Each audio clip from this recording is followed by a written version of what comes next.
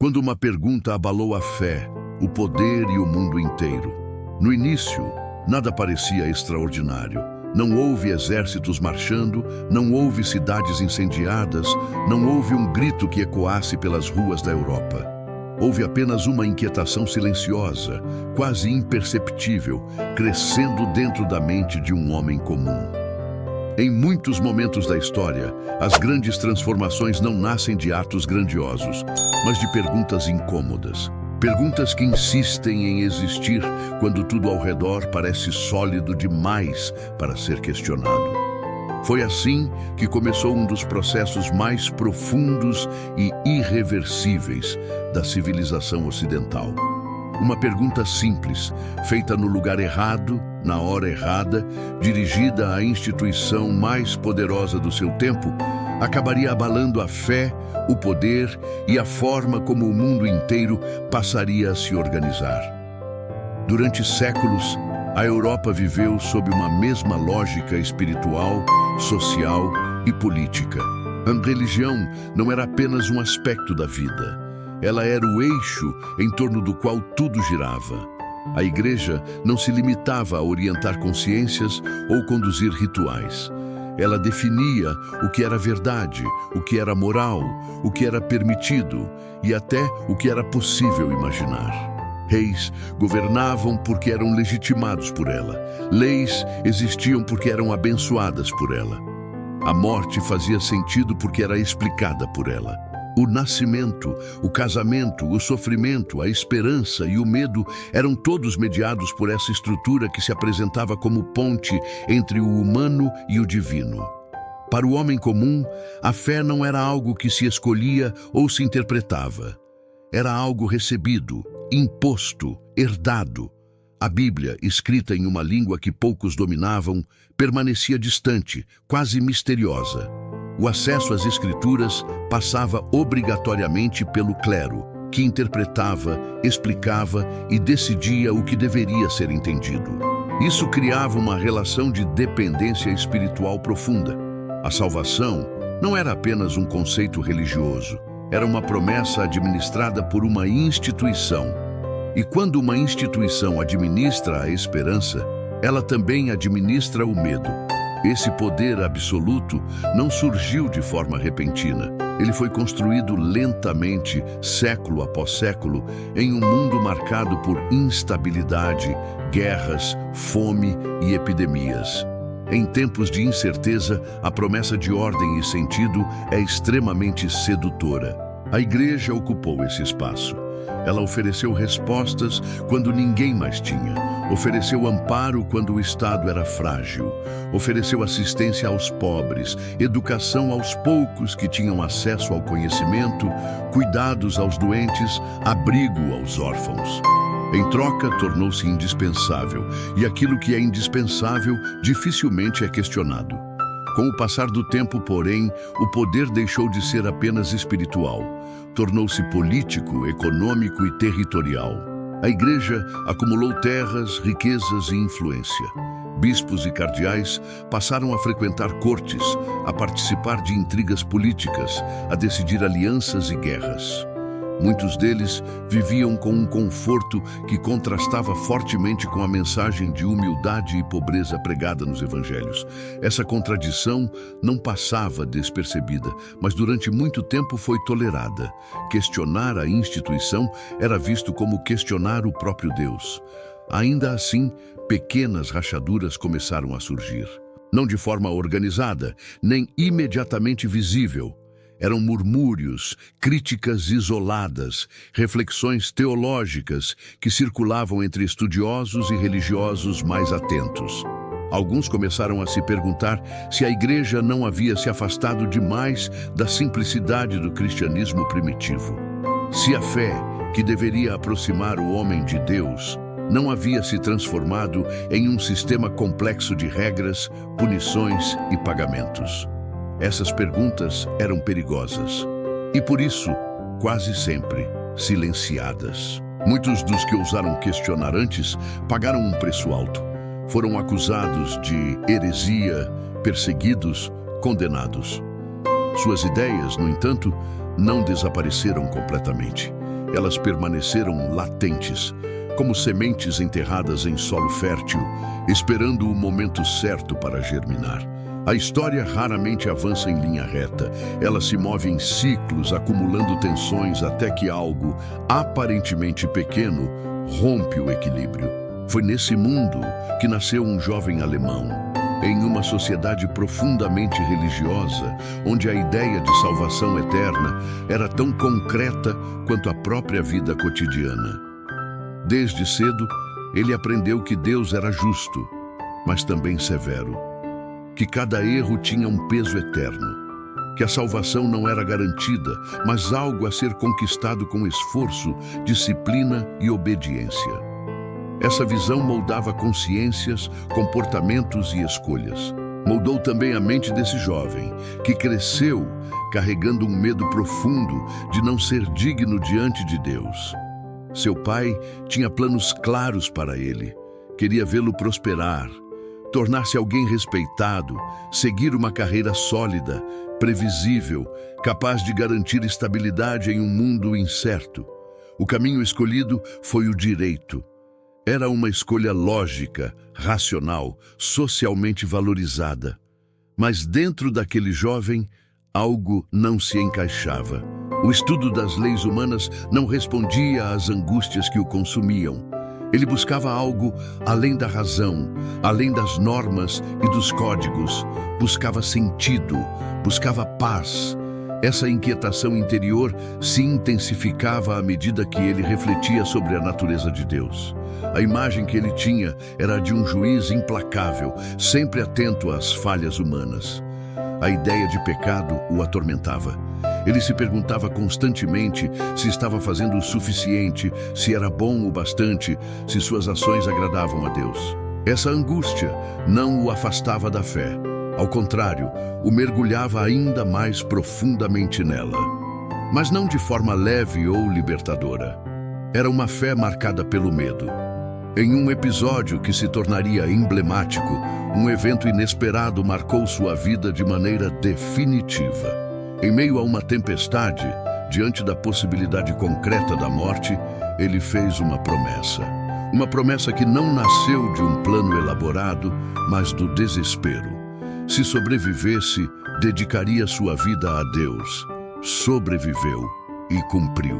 Abandonou os estudos, rompeu expectativas familiares, vendeu seus livros e ingressou em um mosteiro. Para muitos, aquilo parecia um gesto radical. Para ele, parecia a única saída. A vida monástica, porém, não trouxe a paz que ele esperava. Ao contrário, intensificou seus conflitos internos.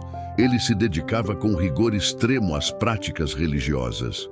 Jejuava, orava por horas, confessava-se repetidamente, buscava purificar cada pensamento, cada intenção. Nada parecia suficiente. Quanto mais tentava se aproximar de Deus, mais distante se sentia. A ideia de merecer a salvação parecia inalcançável. Essa tensão constante não era visível aos outros, mas corroía seu interior. Seus superiores perceberam sua dedicação e sua inteligência.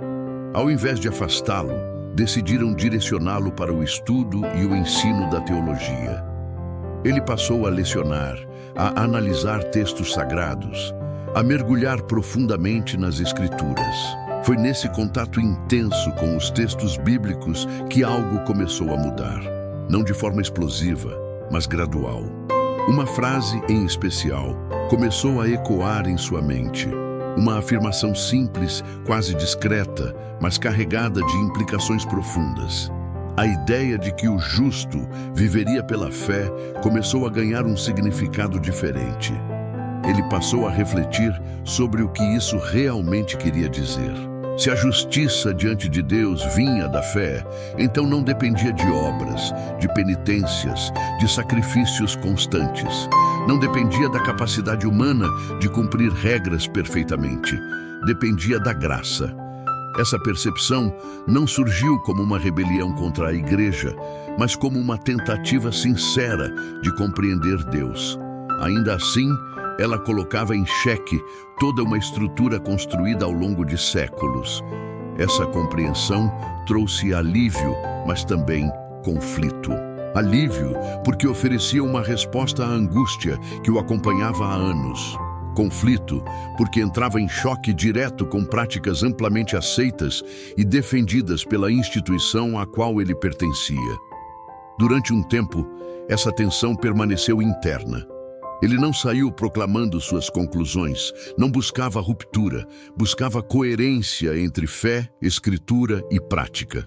Enquanto isso, a igreja enfrentava desafios financeiros e políticos. Grandes obras eram planejadas, símbolos de poder e grandiosidade que deveriam reafirmar sua autoridade. Para financiá-las, práticas antigas foram intensificadas e sistematizadas.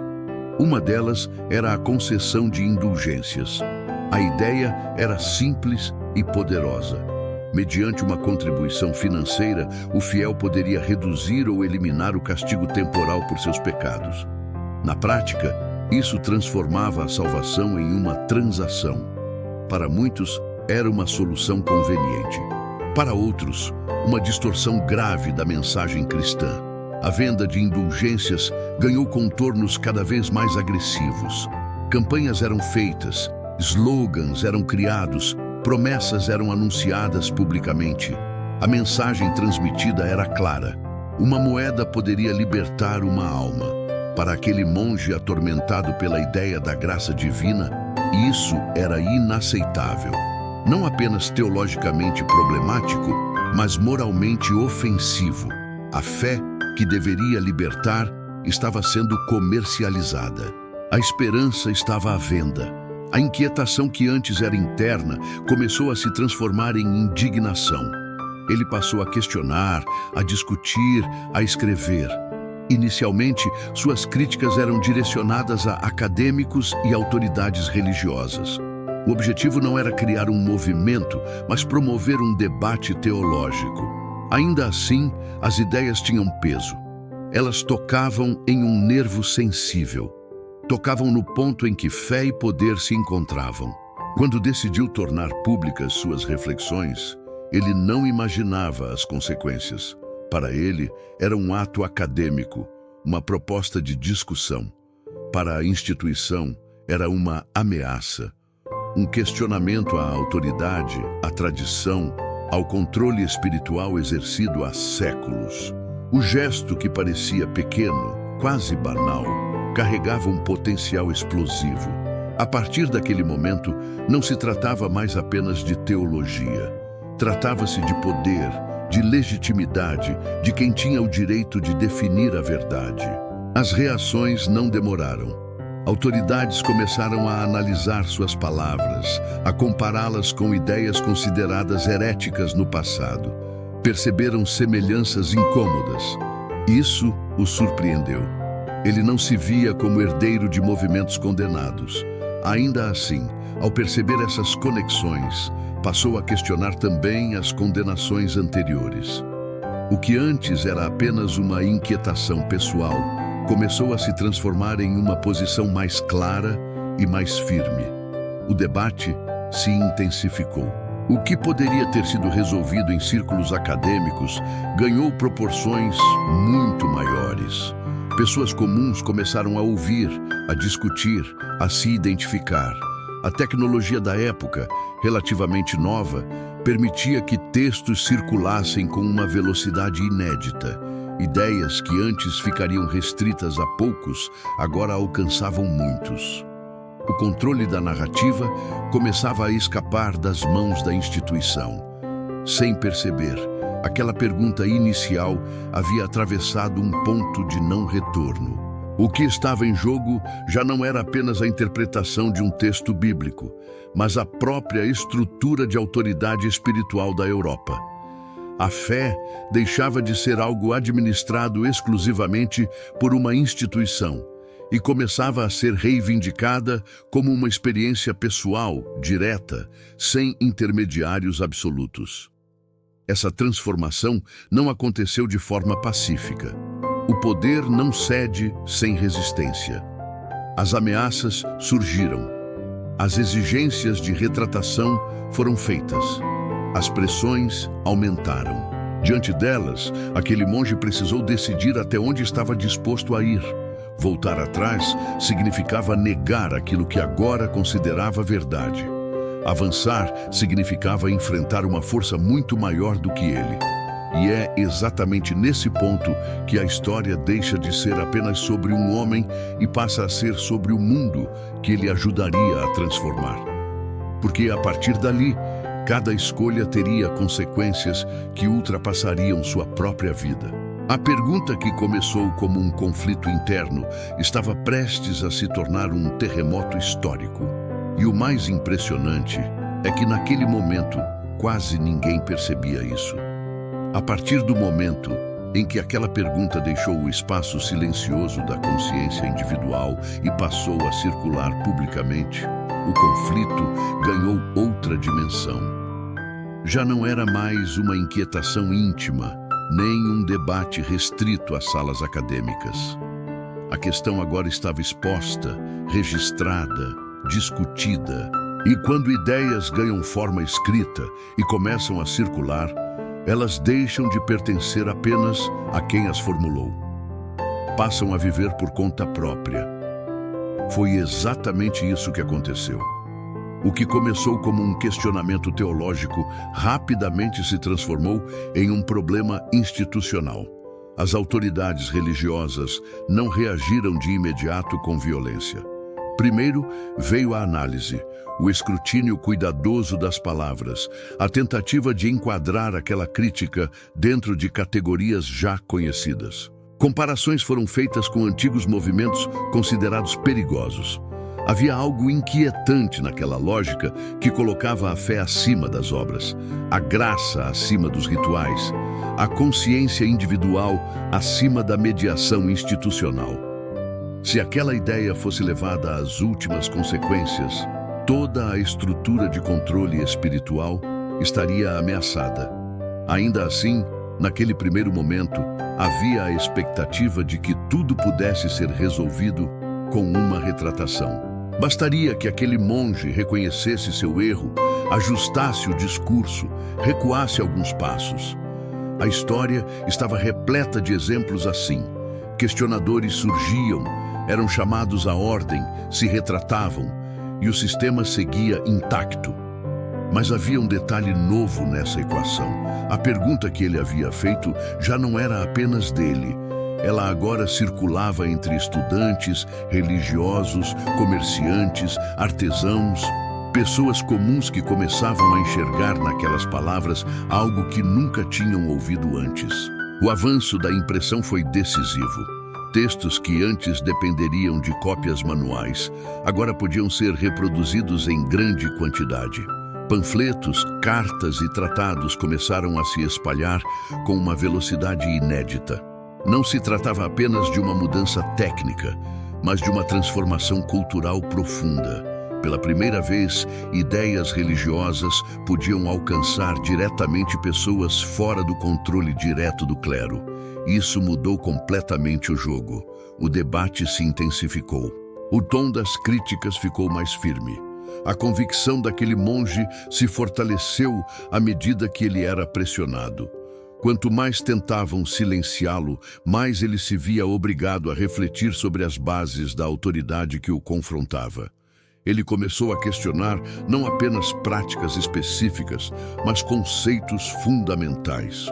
Quem tinha o direito de interpretar as Escrituras? A tradição poderia se sobrepor ao texto sagrado? A autoridade institucional era infalível ou passível de erro? Essas perguntas eram explosivas, porque deslocavam o centro do poder espiritual. Se a resposta estivesse nas Escrituras acessíveis a todos, então o monopólio da interpretação se rompia. Isso não significava necessariamente anarquia religiosa, mas significava o fim de uma hierarquia incontestável. Para uma instituição construída sobre a ideia de autoridade contínua e centralizada, isso era inaceitável. As reações se tornaram mais duras. A ameaça de punição espiritual, a excomunhão, começou a ser usada como instrumento de pressão. Ser excluído da igreja não era apenas um problema religioso, era social, político e até econômico. Significava isolamento, perda de proteção, estigma. Ainda assim, ele se recusou a recuar. Não porque buscasse confronto, mas porque agora acreditava que voltar atrás seria trair aquilo que considerava verdade. O conflito atingiu um novo patamar quando as autoridades decidiram que a questão precisava ser resolvida publicamente. Não bastava mais um debate entre teólogos. Era necessário um julgamento, um posicionamento oficial que reafirmasse o poder institucional. A convocação para que ele defendesse suas ideias diante das maiores autoridades do império deixou claro que o problema havia ultrapassado o campo religioso. Agora envolvia política, alianças e interesses de Estado. Diante desse cenário, a figura do monge deixou de ser apenas um religioso inquieto. Ele se tornou um símbolo. Para alguns, um herege perigoso. Para outros, alguém que ousava dizer em voz alta o que muitos pensavam em silêncio. Essa dualidade é comum em momentos de transição histórica. Os mesmos atos que geram medo em uns despertam esperança em outros. Quando chegou o momento decisivo, a expectativa era clara. Esperava-se uma retratação, um pedido de perdão, uma reafirmação da autoridade estabelecida. O ambiente era carregado. As palavras que seriam ditas ali não afetariam apenas um homem, mas serviriam de precedente. A resposta dada definiria o rumo daquele conflito. Ao se recusar a negar suas convicções, sem ser convencido por aquilo que considerava autoridade legítima, ele rompeu definitivamente com a lógica vigente. Não se tratava mais de orgulho pessoal, mas de uma afirmação de princípio. A consciência, segundo ele, não poderia ser forçada por decretos humanos. Essa postura transformou um debate teológico em um ato de desobediência consciente. E desobediência em qualquer sistema de poder é vista como ameaça. A partir desse momento, a ruptura tornou-se inevitável. A condenação veio, a exclusão formal, a declaração de que ele estava fora da lei. Isso significava que qualquer pessoa poderia prendê-lo ou até matá-lo sem sofrer consequências. O risco era real. A história estava cheia de exemplos de pensadores que terminaram na fogueira. Não havia garantia alguma de proteção.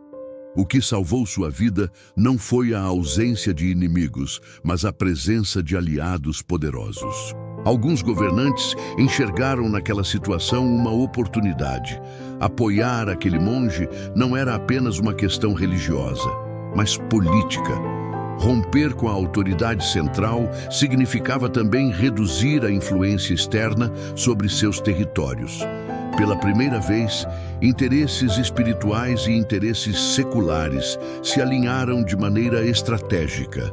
Para protegê-lo, foi arquitetado um plano que o retirou de circulação temporariamente. Ele desapareceu do cenário público enquanto rumores se espalhavam.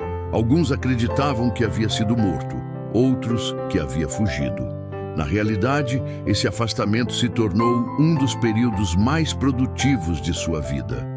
Longe das disputas diretas, ele pôde se dedicar a algo que mudaria definitivamente o curso da história. Foi nesse isolamento que surgiu uma das decisões mais impactantes de todo o processo. Se a fé deveria ser acessível a todos, então as Escrituras precisavam estar ao alcance das pessoas comuns. Não em uma língua erudita restrita a poucos, mas no idioma falado no cotidiano. Essa ideia era simples, mas revolucionária. Traduzir o texto sagrado significava democratizar o acesso à fé. O trabalho foi intenso. Cada palavra precisava ser escolhida com cuidado. Não se tratava apenas de tradução linguística, mas cultural. Era preciso tornar compreensível, sem distorcer o sentido. Ao fazer isso, ele não apenas aproximou o texto sagrado das pessoas, mas contribuiu para algo ainda maior. A consolidação de uma língua comum. Em um mundo fragmentado por dialetos regionais, aquela tradução ajudou a criar uma base linguística compartilhada. Quando o texto começou a circular, o impacto foi imediato. Pessoas que nunca haviam tido contato direto com as escrituras agora podiam ler, discutir, interpretar. A fé deixou de ser exclusivamente mediada e passou a ser vivida de forma mais pessoal. Isso não significou uniformidade de pensamento. Pelo contrário, diferentes interpretações começaram a surgir e, com elas, novas tensões. O movimento cresceu rapidamente. Comunidades inteiras passaram a adotar a nova abordagem religiosa. Igrejas mudaram suas práticas. Rituais foram simplificados. A relação entre líderes religiosos e fiéis se transformou. Ao mesmo tempo, surgiram excessos, interpretações radicais e conflitos internos. A liberdade que libertava também trazia riscos. Sem uma autoridade central absoluta, divergências eram inevitáveis. Essas mudanças não ficaram restritas ao campo religioso. Elas começaram a afetar a organização social. Se todos eram iguais diante de Deus, por que não seriam iguais diante dos homens? Essa pergunta começou a ecoar entre camponeses e trabalhadores que viviam sob regimes opressivos. Ideias espirituais passaram a ser usadas para justificar reivindicações sociais e econômicas. Nem todas essas interpretações eram defendidas por aquele monge, mas ele não tinha mais controle sobre o que havia iniciado. Revoltas começaram a surgir. Demandas por justiça social foram feitas em nome da fé. O conflito tomou proporções inesperadas. O homem que havia questionado a instituição religiosa agora se via no centro de uma crise social ampla. Ele foi pressionado de todos os lados. Para alguns, havia ido longe demais. Para outros, não o suficiente. A complexidade da situação revelava um aspecto fundamental das grandes transformações históricas. Uma vez iniciadas, elas raramente seguem o caminho que seus idealizadores imaginam. Diante do caos, ele tomou posições controversas. Defendeu a ordem social existente, separando claramente o que considerava espiritual do que era político. Essa postura lhe rendeu críticas severas. Muitos se sentiram traídos. Outros o viram como alguém tentando evitar um colapso ainda maior. A imagem do reformador se tornou mais complexa, menos idealizada. Ele deixou de ser apenas símbolo de libertação para se tornar uma figura humana, cheia de contradições. Enquanto isso, governantes continuavam a adotar a nova fé por razões diversas. Alguns por convicção religiosa, outros por cálculo político. Romper com a antiga autoridade permitia confiscar bens, controlar igrejas locais, fortalecer o poder interno. O movimento se institucionalizava, ainda que de forma fragmentada. Aquilo que havia começado como uma pergunta agora dava origem a novas estruturas, novas alianças e novos conflitos. O mundo que emergia dessa transformação já não poderia ser o mesmo. A unidade religiosa da Europa estava quebrada. As consequências disso ainda estavam longe de serem plenamente compreendidas. Guerras, perseguições, acordos e novas divisões se desenhavam no horizonte. A fé, que antes unificava, agora também separava. E é exatamente nesse ponto que a história se torna ainda mais complexa. Porque a pergunta que abalou a fé e o poder não gerou uma única resposta, mas muitas. E cada uma delas passou a disputar espaço, influência e legitimidade. Quando a unidade se rompe, o que vem depois raramente é calma. A fragmentação da fé não produziu apenas novas interpretações espirituais, mas inaugurou um período em que crença, identidade e poder se tornaram indissociáveis. A pergunta que antes desafiava uma instituição, agora dividia povos inteiros. O que havia começado como um debate sobre salvação e graça, passou a definir fronteiras invisíveis, lealdades políticas e inimigos declarados. A Europa entrou em uma fase em que acreditar de forma diferente deixou de ser apenas uma escolha pessoal e passou a ser um ato com consequências reais, muitas vezes fatais. À medida que as ideias reformistas se espalhavam, tornava-se cada vez mais claro que não existia um único protestantismo. Cada região, cada líder, cada comunidade interpretava as Escrituras à sua maneira. Aquilo que fora defendido como liberdade espiritual começou a gerar um efeito colateral inevitável: a multiplicação de verdades concorrentes. Sem uma autoridade central incontestável, surgiram disputas sobre rituais, sacramentos, organização da igreja e até sobre a natureza de Deus. O cristianismo europeu, que por séculos havia se apresentado como um corpo único, agora se dividia em múltiplas expressões. Essas diferenças não permaneceram apenas no campo das ideias. Em um mundo onde religião e política estavam profundamente entrelaçadas, escolher uma fé significava escolher um lado. Príncipes, reis e governantes precisavam decidir qual versão do cristianismo adotariam, e essa decisão determinava alianças, inimigos e estratégias militares. A fé passou a ser usada como instrumento de legitimação do poder. Governar em nome de uma confissão religiosa significava exigir lealdade não apenas política, mas espiritual. Em algumas regiões, a transição ocorreu de forma relativamente controlada. Governantes adotaram oficialmente a nova fé e reorganizaram suas instituições religiosas. Igrejas foram reformadas, bens confiscados, clero substituído. Em outras, a resistência foi violenta. Comunidades se dividiram, famílias se fragmentaram, vizinhos se tornaram inimigos. O simples fato de frequentar um culto diferente podia ser interpretado como traição. O termo que passou a identificar os seguidores da nova fé nasceu nesse contexto de confronto. Ele não surgiu como um nome escolhido com orgulho, mas como uma resposta política, um protesto formal contra decisões impostas por uma autoridade central.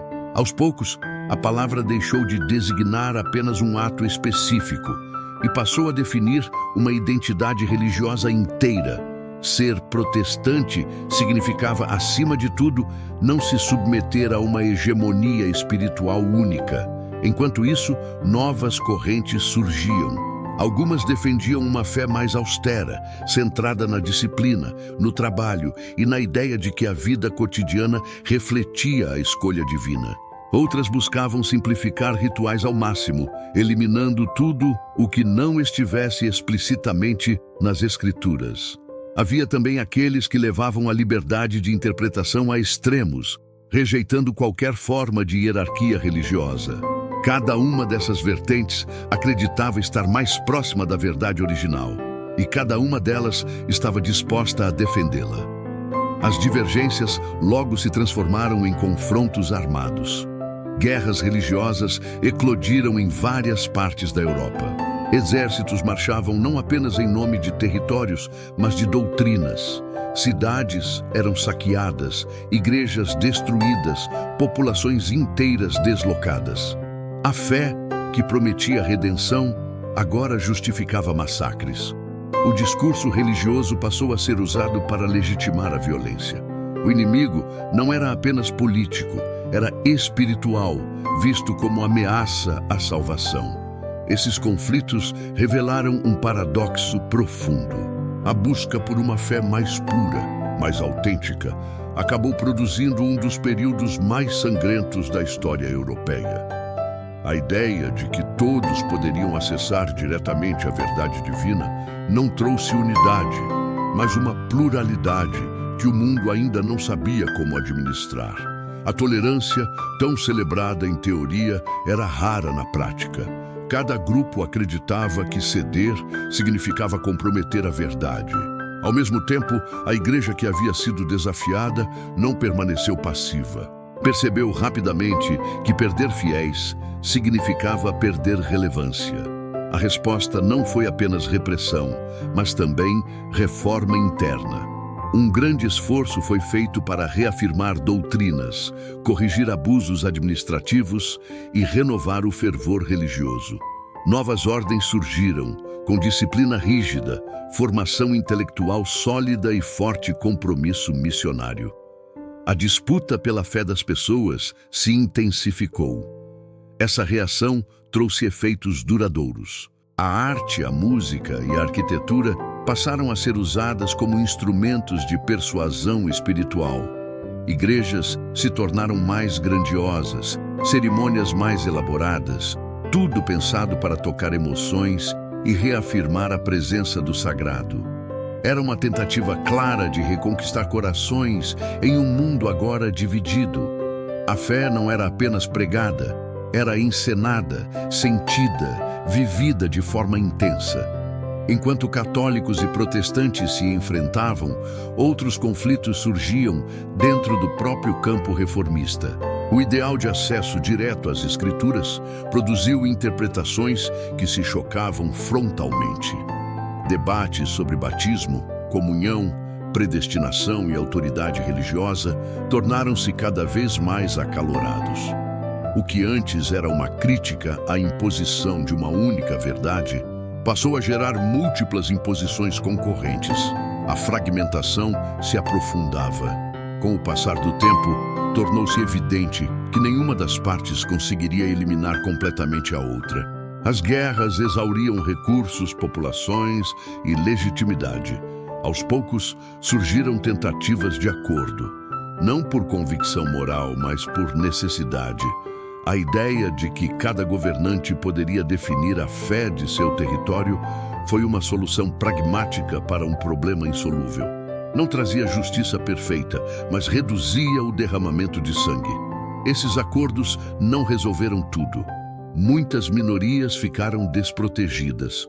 Outras foram forçadas a migrar ou se converter. Ainda assim, representaram um passo importante na direção de algo novo. A noção de que a diversidade religiosa poderia existir, mesmo que de forma limitada. Pela primeira vez, a Europa começava a ensaiar a convivência entre crenças diferentes, ainda que a duras penas. Enquanto as disputas religiosas moldavam fronteiras e identidades, mudanças silenciosas aconteciam em outro nível. A valorização da leitura individual das Escrituras incentivou a alfabetização. Pessoas comuns passaram a aprender a ler, não apenas por interesse intelectual, mas por necessidade espiritual. A educação ganhou um novo impulso. A relação com o conhecimento se transformou. Ler deixou de ser privilégio de poucos e começou a se espalhar entre camadas mais amplas da população. Essa transformação teve efeitos profundos na economia e na cultura. A ideia de vocação ganhou um novo significado. O trabalho cotidiano passou a ser visto como expressão de fé, não apenas como meio de sobrevivência. A disciplina, o esforço e a responsabilidade individual foram elevados a valores centrais. Essa mudança de mentalidade influenciou a forma como as pessoas lidavam com dinheiro, tempo e sucesso. A espiritualidade deixou de estar confinada aos rituais e passou a se manifestar na vida diária. Ao mesmo tempo, a fragmentação religiosa contribuiu para o fortalecimento dos estados nacionais. Governantes passaram a exercer maior controle sobre instituições religiosas dentro de seus territórios.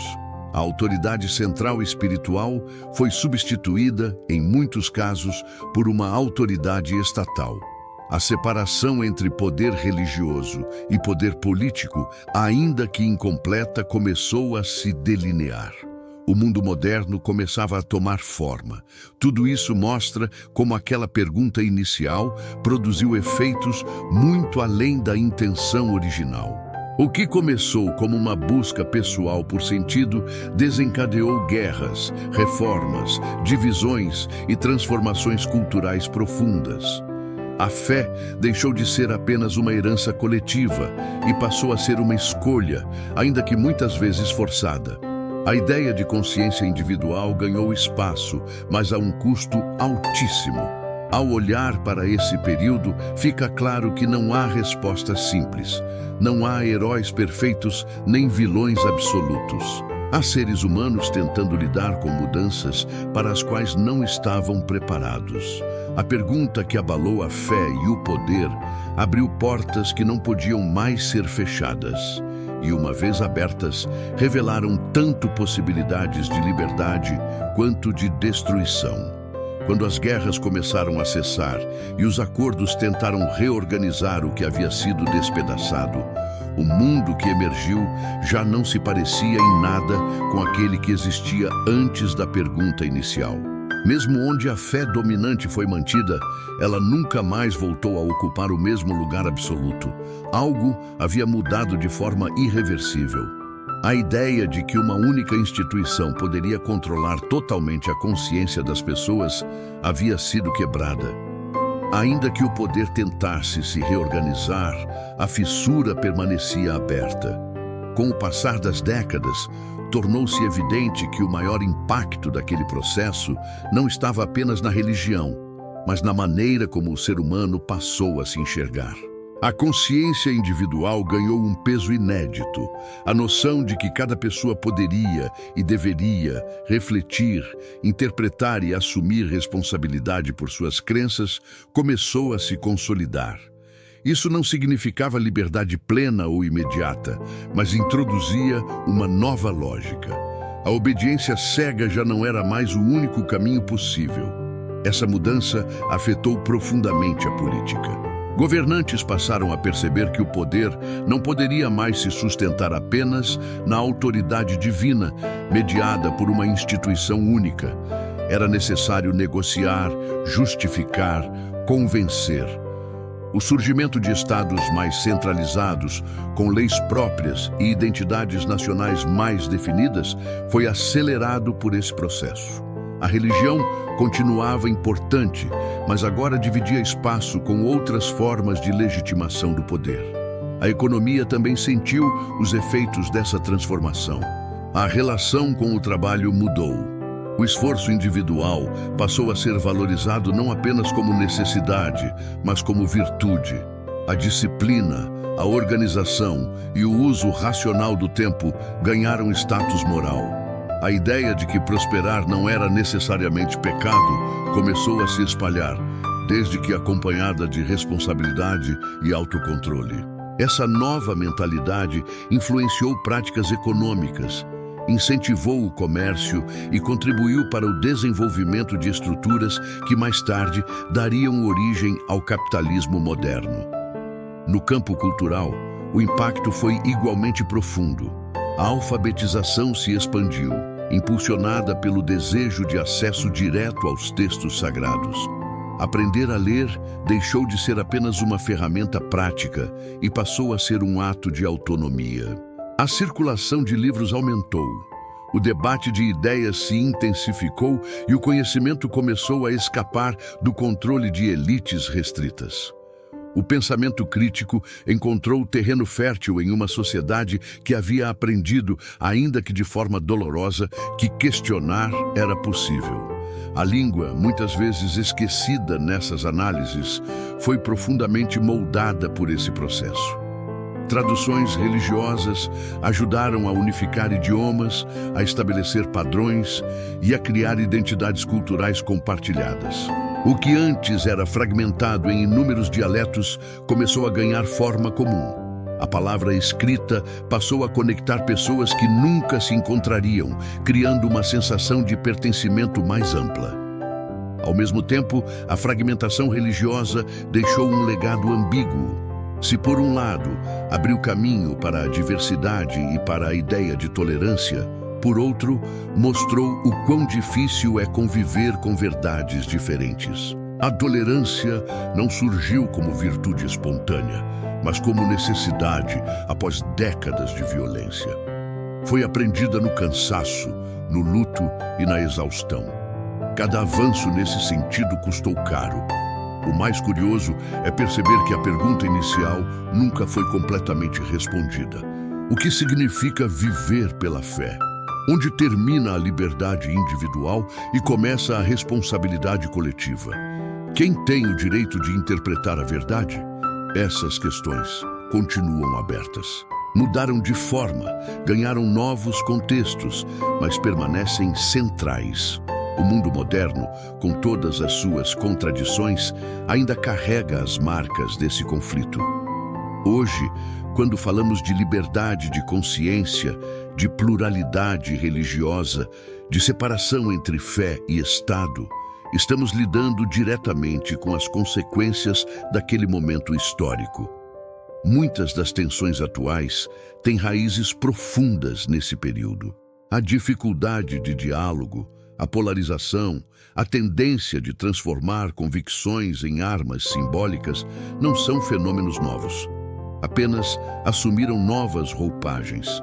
A grande ironia é que uma pergunta feita em busca de paz interior acabou desencadeando séculos de conflito. Mas, ao mesmo tempo, foi essa mesma pergunta que abriu caminho para avanços fundamentais na forma como a humanidade pensa, se organiza e convive. A história raramente oferece respostas simples ou finais felizes claros. Ela oferece processos, e cabe a cada geração decidir o que fazer com o legado que recebe. Talvez a maior lição desse episódio não esteja na vitória de uma fé sobre outra, nem na derrota de uma instituição específica.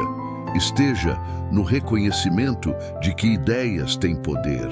Poder de libertar, de unir, de dividir e de destruir. E que toda pergunta sincera carrega dentro de si o potencial de transformar o mundo, para o bem ou para o mal.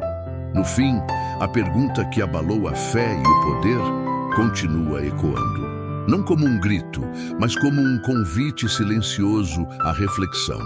Em um mundo cada vez mais diverso, interconectado e conflituoso, aprender a conviver com diferenças talvez seja o maior desafio deixado por essa história. A tolerância, tão difícil de conquistar, não é sinal de fraqueza, mas de maturidade histórica. Se essa história te fez perceber como uma simples pergunta pode atravessar séculos e ainda moldar o presente, escreva nos comentários a palavra tolerância. Isso mostra que você acompanhou essa jornada até o fim. Se inscreva no canal, deixe seu like e compartilhe esse conteúdo com alguém que também gosta de entender como o passado explica o mundo em que vivemos hoje. Porque compreender a história não muda o que aconteceu, mas muda a forma como escolhemos seguir em frente.